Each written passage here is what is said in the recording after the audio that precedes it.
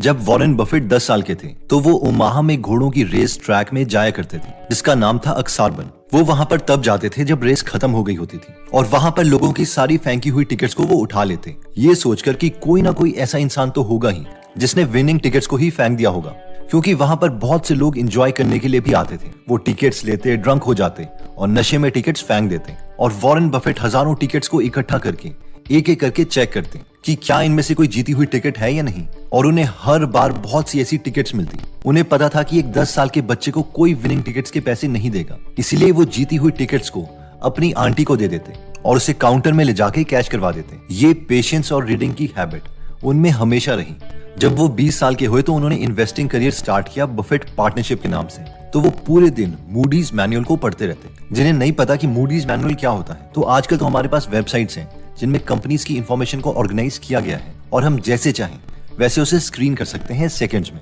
लेकिन पहले जब टेक्नोलॉजी एडवांस नहीं हुई थी तब एक बुक आती थी जिसे मूडीज मैनुअल कहा जाता था, जिसमें बहुत ही छोटे छोटे लेटर्स में कंपनी के बेसिक फाइनेंशियल्स दिए होते थे। एक ही पेज में 5-6 कंपनीज के फाइनेंशियल्स, और वॉरेन बफेट पूरा दिन उन्हें पढ़ते रहते थे। और आज भी वॉरेन बफेट बुक से लेकर कंपनी की एनुअल रिपोर्ट्स बस पढ़ते रहते हैं, और उनका मानना है कि सबसे बड़ी कंपाउंडिंग नॉलेज की होती है जो बहुत से लोग समझ नहीं पाते।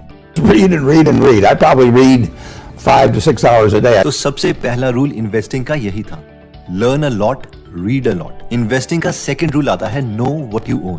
पीटर लिंच अपनी बुक बीटिंग द स्ट्रीट में बताते हैं कि सेंट एग्नेस नाम के स्कूल के 7th क्लास के बच्चों ने एक 14 कंपनीज का पोर्टफोलियो तैयार किया था जिसका 2 साल का रिटर्न 70% था, जबकि अमेरिका के इंडेक्स फंड S&P का गेन 26% था। इंडेक्स फंड को बीट कर दिया। एक्चुअली ये सब शुरू हुआ था एक क्लास टीचर और CEO जॉन मैरिसी की डिस्कशन के बाद।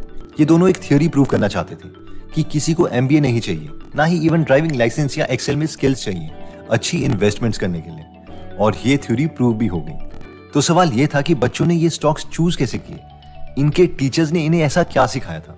तो पहली चीज जो बच्चों को सिखाई गई थी वो ये थी कि कभी भी ऐसी कंपनीज में इन्वेस्ट मत करना जिसे तुम एक रियॉन लेके समझा ना पाओ कि कंपनी करती क्या है। और जब भी बच्चे किसी कंपनी को चूज करते तो सबसे पहले उनसे ये पूछा जाता कि ये बताओ कि कंपनी बनाती क्या है, क्या प्रोडक्ट या सर्विसेज ऑफर करती है, और अगर वो ये चीज नहीं बता पाते तो वो इन्वेस्ट नहीं कर सकते।